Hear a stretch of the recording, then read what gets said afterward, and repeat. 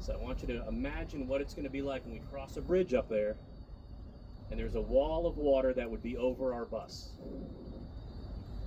And it'll give you some indication of the strength of the Rocky Broad River when it came down and the force that it had. We'll talk a little bit about what's in Lake Lure. The lake used to be 92 feet in the middle of the lake. It's 25 now. There are 700,000 cubic yards of material in Lake Lure. Some folks talked about the dam being breached. Our dam is 100 years old. It was poured by bag. So to think about it being strong enough to be able to withstand what just happened is pretty much this is a God thing. We're also going to talk about the fact that the village of Chimney Rock got told the day before that there was going to be a bad flood. There's always a flood, but it never goes above 3 or 4 feet off the shoreline. This one went higher. Someone in the Chimney Rock Volunteer Fire Department decided that they would evacuate. They don't really evacuate for just heavy rain. So I want everybody to understand that that was the hand of God that actually touched that particular officer to say, we're going to do that. And so that in and of itself saved a lot of lives.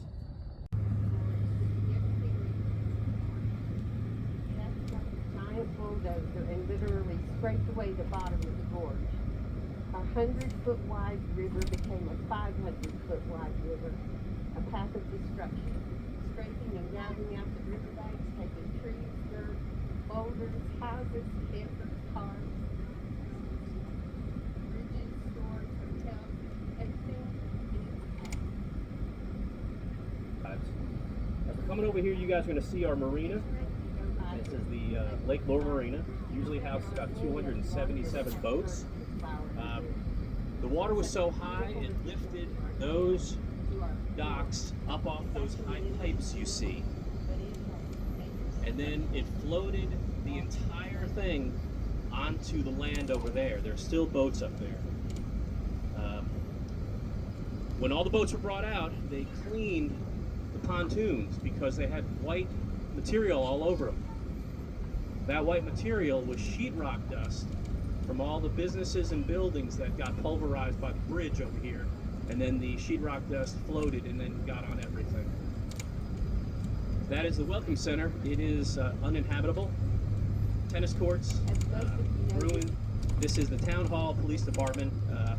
Can't occupy that now, so they're deciding what to do with that.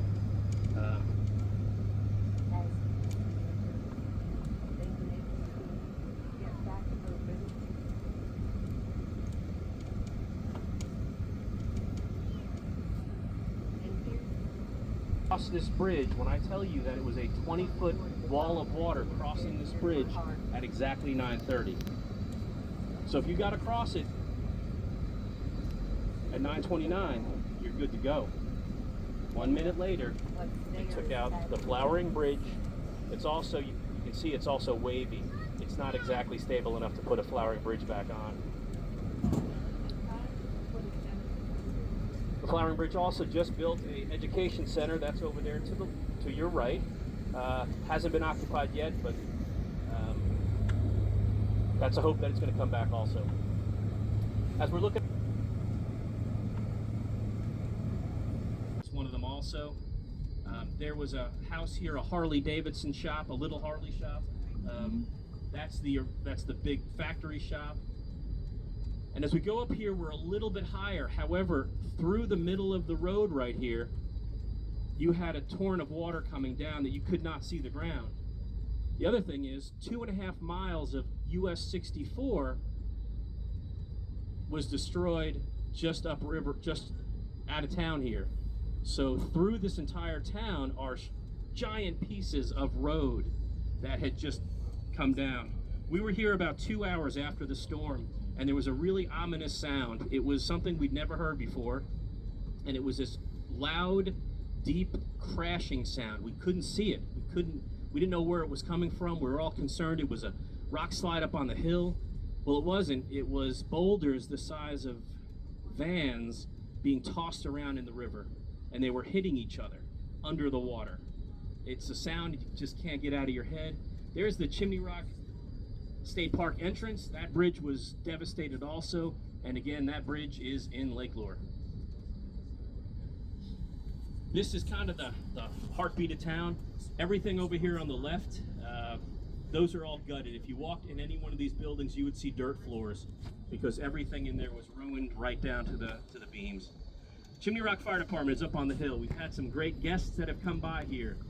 Regardless of political affiliation, they all helped. We had Tulsi Gabbard come by and asked one of the guys here, hey, what do you need? He's like, I could really use a generator. So within minutes, they had 3 generators and an electrician to hook them up. Lots of things like that happen. I'm just going to tell you about one of them right there. The smokehouse was feeding people out of their pocket for weeks. Across the street behind the Hope and Love, there was 3 businesses right there. Highlands Kitchen, you got it. You also had the Chimney Rock Brewery, and the Chimney Rock Brewery was owned by my friend Rick, and I asked Rick if he was going to try to rebuild, and Rick's wife was diagnosed with Alzheimer's, and he said he's losing his wife every day. He can't rebuild. The stories that are with the people that own the businesses here are, it's tough to comprehend the loss because they didn't have flood insurance, folks. They just thought we're in the mountains and we're above the 100-year floodplain. That's another thing. So if they want to build back right now, the Army Corps of Engineers likely won't let them, because if it happened once, it could happen again. Burnt Shirt Winery right there, the green building. Can we stop here for just a second? Yes, sir. So Burnt Shirt Winery right there never had riverfront property. There were a business in front of it, another road. If you can look up the hill here as we go, there's a greenhouse. That greenhouse is along 64. 64 was just shattered and dropped. So instead of just putting debris across the road like you would see in a storm, it took the road, then it took 40 feet below the road and threw that into Lake Lure. The strength of what was coming down here, if you take the turn, go a little further up in the gorge, there's entire sections of mountain that are now have slid down. There's also countless businesses and homes that were along that area that had just collapsed. I'll tell you about one story.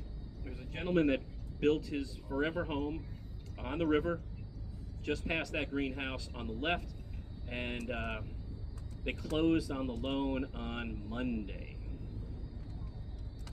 The house was gone by 9/31 on Friday.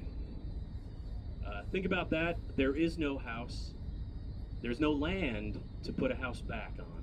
And now the federal government will not let him build back. So he has a mortgage for a bunch of air right now. So yeah, the sadness and the things that have occurred. Now, we're talking about sadness on the whole way up, and I don't want you guys to leave this just feeling so devastated, because now this is the turn. We talk about the goodness of people that have rallied together to be able to save this town and save the folks that live here. All up in these hills are houses, and while we think this is Chimney Rock, and for some reason, you know, oh, that must be $1 million home, the likelihood it's been in their family for 3 or 4 generations, and the folks that are there are working at the t-shirt shop, or they're working at the coffee shop, and now their house is gone and devastated. This hill behind us right here goes up about 1,000 feet, and the water and debris coming down off of that was crazy. There were horses found in the lake, found in the river, numerous pets, dogs, cats. And so we decided that I would tell you this story, but it's not exactly a great story. There was a woman that was in her house on South Side, which is across the river. We talked about how a lot of those houses are gone. So they went up to her and they said, hey, you got to get out. And she said, I will. I'm just going to get some stuff out of my house. And so she went back in her house, and some folks were waiting on the bridge, only two lots away. And then the rain came, the flood came, and they took her house with her in it. She was in hospice and decided that that's where she wanted to die. Now, we're turning this around, and we had organizations, City Serve, Spokes of Hope, that came into this town and gave of their time to the tune of 67,000 man hours. Let that sink in for a second. That's 1,500 people for 2 months coming here and helping out. Like, if that doesn't, all the divisiveness that's going on in our country that happened and is happening, that didn't exist here. We had an area that was just full of love and help and hope. And God showed up every single day. So we're going to stop for a second. I want you guys to take any pictures you want to take right now of this area. This is the turn. This is, I hate to even use the term, but this is ground zero. So that's a hope that it's going to come back also. As we're looking up the Rocky Broad right now, you'll see a lot of debris. There was about, I guess 30 times that. This was an event center. It's done. Now, what you can't see, there's a lot of businesses that relied on lake use, river usage. So there was a kayak company down there. They lost all their kayaks. They lost 25 kayaks and all the stuff that they had. This is the Geneva Hotel. A lot of people know it as the Tiki because there's a Tiki bar behind it. There was. The water was so strong, it took the Tiki bar out and threw that into Lake Lure, and it also pulled up the in-ground pool and threw all that down into Lake Lure. The Geneva Hotel with the green roof is uninhabitable, and behind it is really compromised, cinder blocks all down. That house tipping in. This is the Chimney Rock Inn. They were told as owners they had to leave Chimney Rock. So they had to join the fire department. So they did. And they became firefighters to stay in their town and try to build their inn back. There were houses right here on your left. No longer here. The river used to be somewhere around 70 feet wide. It got to 500 feet wide. The river out there, you can see it, it's probably 2 or 3 feet deep. There were sections that were 35 feet deep. So you can imagine we're underwater right now. South side is the road across the street. Across this, you'll see a bridge up here. But those houses over there, there were a row of them next to that house with the red roof. All across the way right there, you'll see slabs for homes, and all those are in Lake Lure right now. The Carter Lodge is on your right. The Carter Lodge also got hit really bad. It is going to be a tear down. They did about $1 million worth of work on that, and it was finished. Lake Lure in the middle of the lake is about a mile wide. There's a big area called open water right there in the middle. And that ranged anywhere from 85 to 91 feet before the storm. It's 25 feet deep now. So that is the debris. What's down there, right? We always ask, well, what's in the lake now?